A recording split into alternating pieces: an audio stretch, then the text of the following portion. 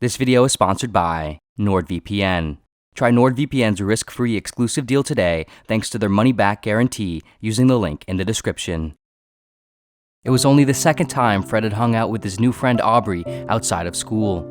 Aubrey was essentially Fred's first real friend, the first person he really had to put everything he learned about being a good person and interacting with others on the table for, with something meaningful at stake. The two had just come inside from biking around in the driveway. Rushing from the door to the living room couch, Aubrey excitedly said, "Do you want to watch Star Trek?" "Do you like that show?" Fred responded with a neutral tone. "Yeah, it's my favorite. It's so good. Do you?" "Yeah, let's watch it," Fred replied.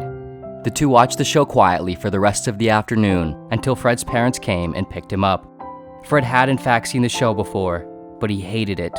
He wanted to be nice though, which, as he understood it, meant putting others' needs and desires in front of your own and not upsetting people. And so, he put Aubrey first, avoided any conflict of interest, and agreed to watch. At least once almost every time they hung out thereafter, Aubrey put on Star Trek.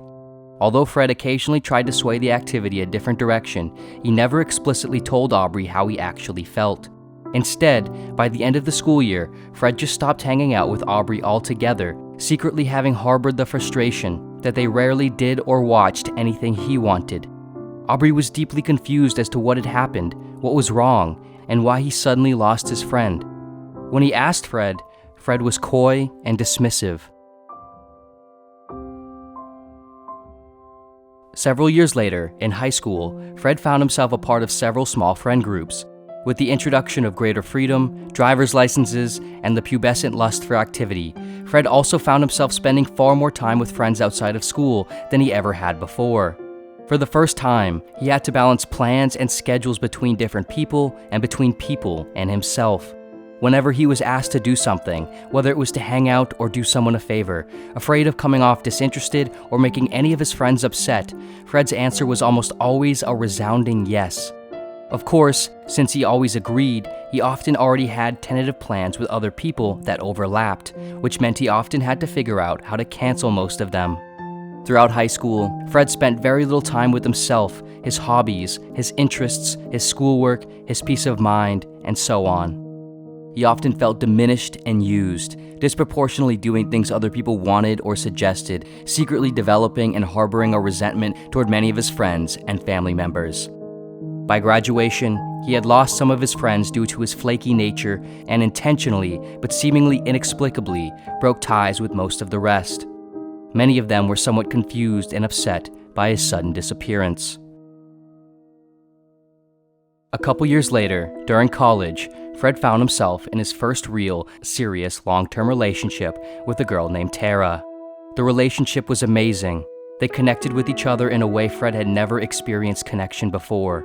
Tara was beautiful and sweet and funny and interesting and brought out parts of him that he didn't even know existed that made him feel alive. He soon fell in love for the first time. As time passed, though, things began to fall apart. Tara often did things that upset Fred. She would go silent for full days without responding to his texts. She would go out with friends without ever letting him know when and where she might go. She would act and react with very little patience, and she would often ask Fred for accommodations while neglecting his own schedule and needs. By 3 years in, Fred no longer felt the same connection with her that he once did. Who they were when they first met was not who they were now. Fred prided himself on being a nice, easygoing boyfriend in a relationship void of fights though, and so he rarely addressed things that bothered him, rarely pointed out Tara's character flaws or any of the issues he had in the relationship, and mostly avoided arguments in general. "We never fight," Fred said to one of his friends from college while catching up at a bar. "I just don't really like the way she treats me. She doesn't seem to understand who I am or where I'm coming from or what I want. I don't know.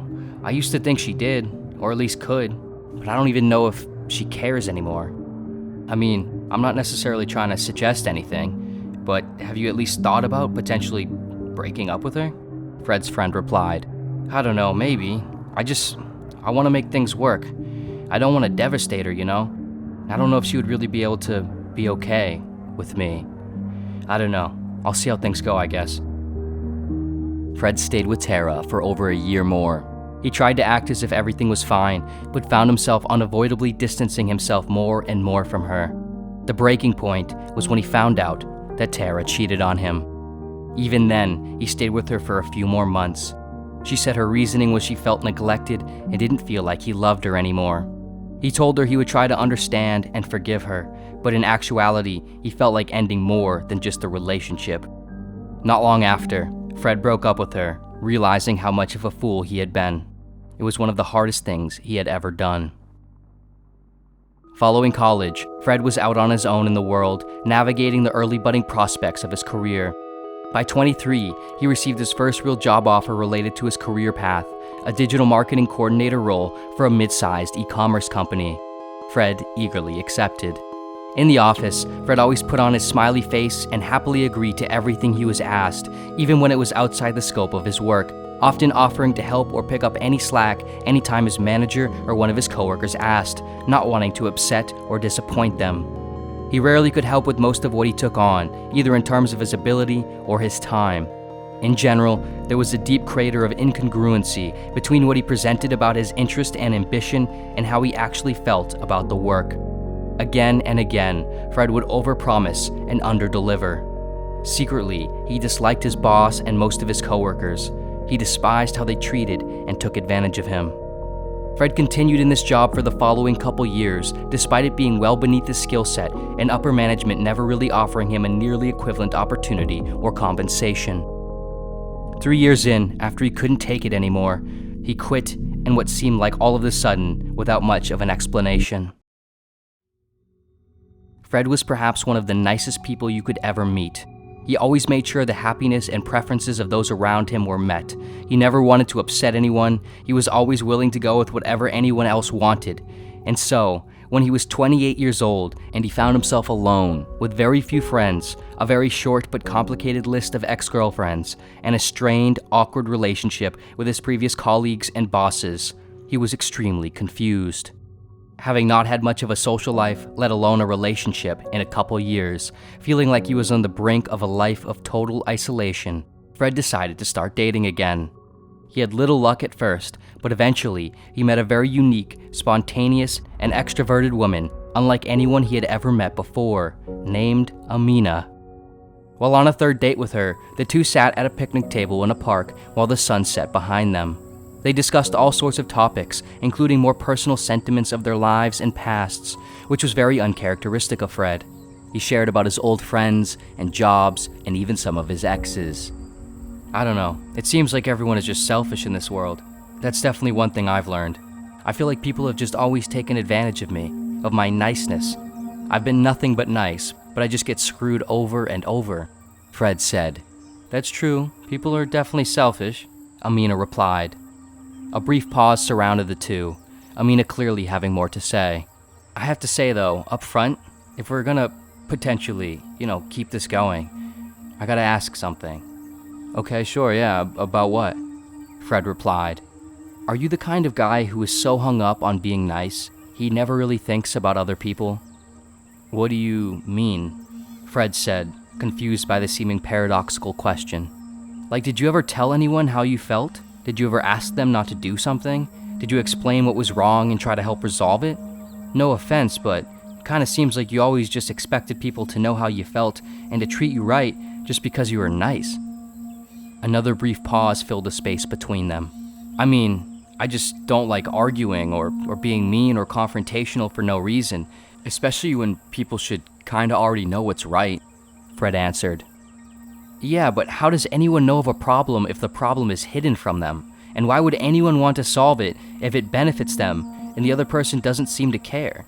I don't think niceness is always kind, because kindness is not quietness, submissiveness, or self-surrender. I think it's the willingness to confront and deal with others and issues honestly and fairly for everyone's benefit, even when it's difficult or uncomfortable for you, Amina said. That's true. I agree with that actually, Fred replied with a somewhat dip in his tone. Do you? Amina replied, laughing. I'm just saying, I've dealt with plenty of selfish people in my life, so I completely resonate with where you're coming from. But some people are so concerned with not being selfish, they become it.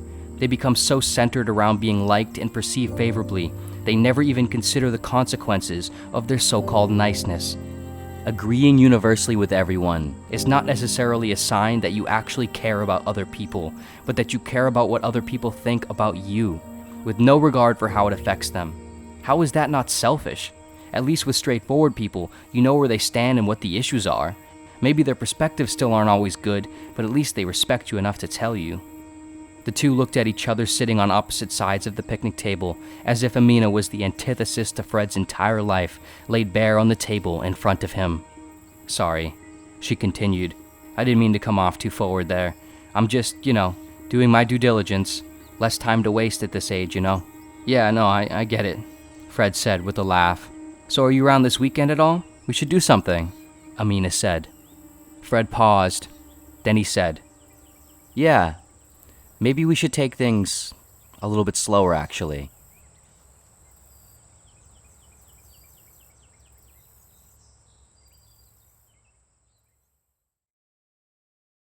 This video was sponsored by NordVPN.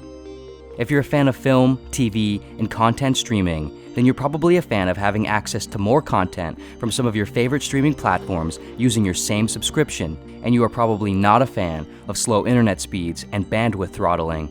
If so, you will certainly be a fan of NordVPN. NordVPN allows you to change your virtual location with a single click to over 5,400 servers in 60 countries. By doing so, NordVPN grants you access to the various libraries of streaming platforms like Netflix that have different content offerings based on where you're located. Not only that, but when signing up for streaming platforms and other products and services, prices can also vary based on location, meaning NordVPN can also help you find the lowest prices available. For those who aren't familiar with a VPN in general, a VPN is a service that hides your IP address, protects your internet connection and data traffic, and maintains your privacy online. NordVPN is one of the fastest VPNs on the market and uses next-generation technology to encrypt your data traffic twice through a double VPN, keeping you fully secure, concealed, and protected no matter where you are physically and digitally. Enjoy all the benefits of fast, easy, and secure protection, as well as having access to other locations around the world by signing up to NordVPN's exclusive deal today using the link in the description below. You could try it completely risk-free thanks to their money-back guarantee. Again, you can go to nordvpn.com/pursuitofwonder or use the link in the description below. And of course, as always, thank you so much for watching in general, and see you next video.